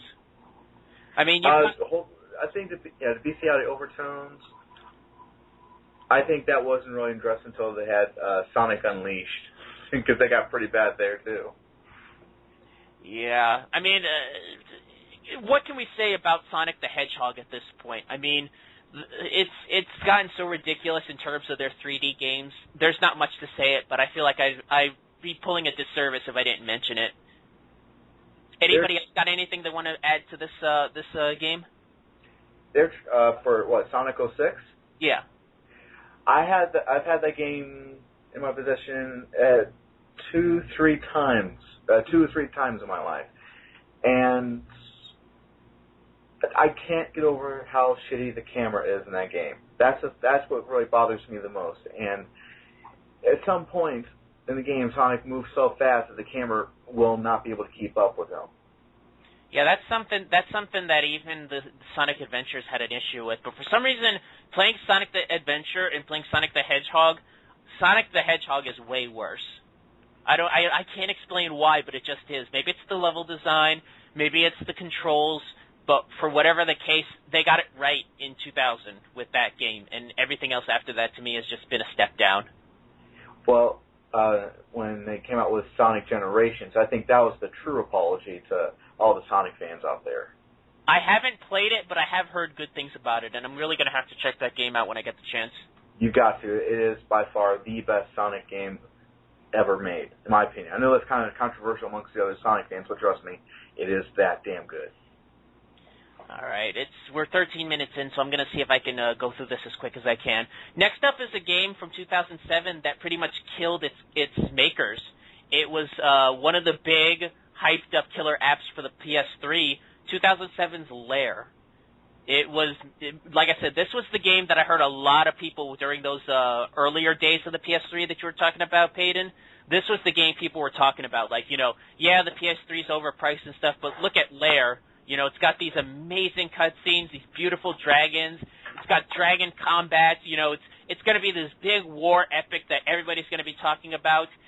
And pretty much it bombed on arrival, mainly for the fact that it relied on the 6-axis, which at the time was it was obvious a Wii rip-off gimmick that Sony put on their controllers, and being forced to use that and having no other option really kneecapped this game. I have the game. I bought it recently, and I downloaded the dual stick pack where you can actually play with the analog sticks. It's not that bad of a game. I mean, I don't think it's a killer app game, but I don't think it would have been so bad that it ended up killing their company. Did you have to pay for that? That for DLC? For the DLC? No, it was free. Okay. But Factor 5, after the bomb of Lair, pretty much died the following year. And that's unfortunate because they made the Rogue Squadron games. They actually made some really decent titles. It's just they put so much of their effort into Lair, for it to bomb as hard as it did, it pretty much killed them. And it's really unfortunate because, like I said, I hate to see any company go under, but because of one game, it's just... like I said, I played Lair. I think the 6-axis killed it. Other than that, it's a pretty standard flying game with dragon combat. It is what it is. Anything else you guys want to add to that? No, you hit all the main points that if I was going to say something, I was going to hit. Yeah. So no, I have nothing to add. All right. Next up, we've got 2008's Too Human, a game that let me tell you the time span of this. It was originally announced in 1999 for the PlayStation, moved over to the GameCube, moved over to the 360 in 2005, and was finally released in 2008, a full 9 years later. And even then, when it came out in 2008, it was rushed. This game was very much... This was one of those games where I think Silicon Knights just gave up. I mean, they had been making this game for years. They had to put it out sometime, and they were just like, let's just get it out there. Let's just get this out of the way. And you can tell this game, it's rough graphically, even by Xbox 360 and Unreal Engine standards. It plays very clunky from what I've heard. This game was one of those games that just it wasn't released from developmental hell. It escaped. So, Too Human. Anything anybody wants to add to that? Nope. I got nothing. Nothing. All right. And speaking of Tim Schafer, 2009's Brutal Legend, a game that I remember seeing a lot of hype for this game. This game had a huge heavy metal cast. It was starring Jack Black, who was the big star at the time. It was starring all these heavy metal rock stars, and all the advertising was thinking this was going to be a huge, hack and slash epic. Turns out the game's an RTS. It's a real-time strategy game, and that was one of the reasons why it bombed, was because none of the advertising made that clear. It was very much marketed as this is an action-adventure title starring Jack Black, and it just completely collapsed on itself. Once the backlash of the bad advertising came about, this game didn't sell too well. Anything anybody want to add to that real quick? I personally played the game. Fucking God damn it. Oh, man. I played the game, and I never thought I have no complaints with the game because I enjoyed it. I borrowed it from a friend and buy it or anything, but for the most part, I have nothing to complain about it. I could see what you say when it comes to being a bust, mainly because of the bad advertising, as you pointed out. And yeah, my friend was pissed off, but since I just borrowed it from him, it didn't really upset me because I'm playing the game for free. So maybe if you bought the game, you'd be upset, but to me, I was never upset. When I first heard about this game and I first heard what it was, like Jack Black and all these other rock musicians are going to be involved in it, and like you said, I thought it was going to be this action-y type game. What I was really hoping for was that I was going to use my Rock Band guitar peripheral, and I was going to be able to use that as like my main controller, and then like the whole thing is you just play sweet riffs, and that's how you destroy the enemies in front of you. With the that would have been awesome. With the power of rock. That would have been That would have been such an awesome game. So just when I found out it wasn't that, I was already annoyed enough. But then when it turned out it was like, you're saying RTS? The hell with that. I think he probably bombed just because it had Jack Black in it. Well, keep in mind, this was 2009, so he was still very much a big-time star. I never considered him a star. He was all over the short-sighted. Yeah, at that point, Jack Black was everywhere. Everywhere. I mean, he was like Vince Vaughn at that period. A bit of a fun fact before we move on. This was actually going to be released by Vivendi Universal, but after the sale... No, actually it was going to be released by Blizzard. Blizzard was going to publish the game. Then they got bought out by Vivendi Universal and Activision, and Vivendi looked at it and thought, yeah, this game isn't going to make us any money. Let's just kind of, sell it off. And they actually sold the publishing rights to EA. EA was not the original developers. So I'm guessing Vivendi Universal made the better decision in that regard. Next we're going to go to a game that, like I said, I've heard good things about it. I think the fact that it was tied to one console pretty much killed it. And I'm dying to see this game remade for the PS3 because I really do want to play this. 2009's Mad World. I have it. It is awesome. Yes. I know they have that pseudo-sequel, Anarchy Reigns, but I want the black and white, violent gore fest that Mad World was. That game looked so over-the-top fun. I'm dying to play that game. And I think, like I said, the fact that it was tied to the Wii at the time when the Wii still hadn't established itself outside of, the cutesy-utsy stuff, pretty much killed it. I mean, you could say the same thing about House of the Dead. In fact, Sega says that those two games sold about as bad as you can get, and it was because of that, because it was tied to the Wii. I'm still waiting for the PS3 re-release. It has to happen at some point. And I'm sure it will, but yeah, I got both Mad World and House of the Dead Overkill, and maybe in a critical flop and all that, but you know what? They're both really awesome games. Oh no, they were critically well received. It was commercially. I mean, commercially they were flopped. I mean, I'm sure everybody knew what I was trying to say. Commercially, they flopped. All right, we got 2 games left, and we got 5 minutes, so I'm gonna rush through these 2 real fast. Okay. I'm not gonna go chronologically on this one because I think I already said what I want to end on. But 2013's Aliens: Colonial Marines, a game in development since 2006. Was canceled around 2008, supposedly, and then brought back around 2011, and then released in 2013. I've heard this game is a mess, but I know why.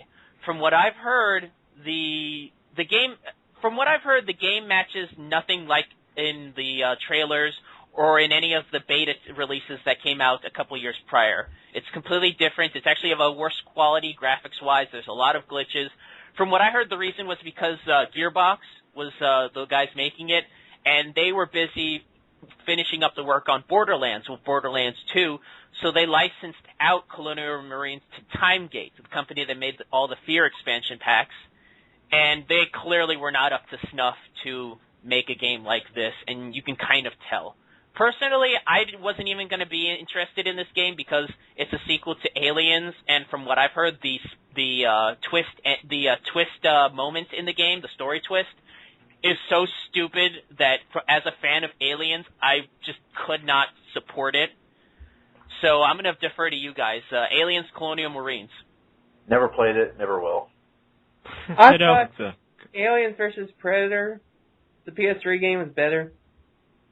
That's what I've heard, is that it is actually a lot better. So we're going to move on to that and talk about the final game because we've got less than 5 minutes left. But you know we can go into overtime. We can, but I want to get the meat of the the meat of the of the presentation out to the live fans. You know, we can go after that and talk about other flops, but as far as what I had planned, I really want to get that out there for the fans. And we end tonight's flop talk. That sounded gay. Wait, sweetie, ain't that bad? Come on. So the we end tonight's video game topic with 2011's Duke Nukem Forever. Woo! This game, if there's a game that is pretty much considered the Ishtar, the water world, the Pluto Nash of the video game industry, it's Duke Nukem Forever. 13 years in development. This game was announced in April of 1997 and was released June of 2011. I mean, this thing beat out Chinese democracy in terms of how long it took to get this thing out. And even then, it wasn't worth it. I mean, you can tell, I think it was Yahtzee who said it best, you can tell this game was basically just pieced together from other finished concepts from years prior. I mean, this game is just a complete mess. And I think the worst part is that people tried to like it. They wanted, I've heard people say they wanted this game to be the big throwback, that this was going to be the game that brings it back to the old style of gaming. You know, this was going to be the one that makes it, you know, that brings all these modern shooters to shame, and it falls into the same tropes as all those games with the turret mechanics and a lot of the driving mechanics with the little RC stuff and all the ridiculous side mission stuff with the boosting your ego meter, which could have been interesting in theory, but they made it a full gameplay and mechanic, and it just didn't work.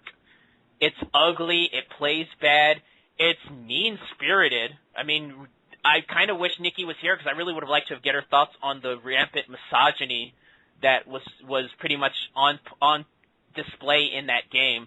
I mean, yeah, Duke was a womanizer, but he was done in a parody of 90s action stars. In this one, he's basically just a misogynistic sociopath. What's wrong with wall boobs?